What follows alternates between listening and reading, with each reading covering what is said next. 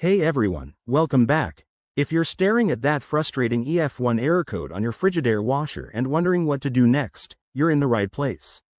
Today, I'll walk you through a simple, step-by-step guide to fix it, so you can get your laundry routine back on track without calling a repair service right away. First off, let's quickly understand what this error means. The EF1 code typically indicates an issue with the water pressure or the pressure switch in your washer, often caused by blockages, kinks, or sensor problems. It's a common glitch, but don't worry. Most of the time, it's an easy fix you can handle at home. Before we dive in, remember safety first.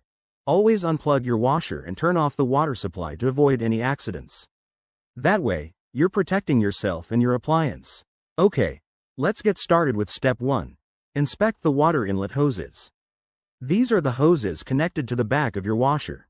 Check for any kinks, bends, or blockages that might be restricting water flow.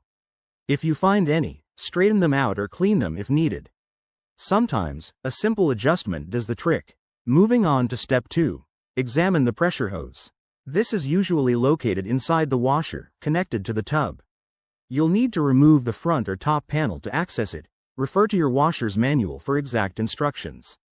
Look for any clogs, cracks, or damage. If it's dirty, give it a gentle clean with a soft brush and water. Step 3. Once you've checked the hoses, try resetting your washer.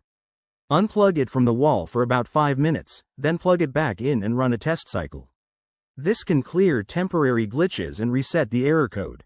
If the EF1 error still appears, it might be a deeper issue, like a faulty pressure switch or control board. In that case, it's best to consult a professional to avoid causing more damage.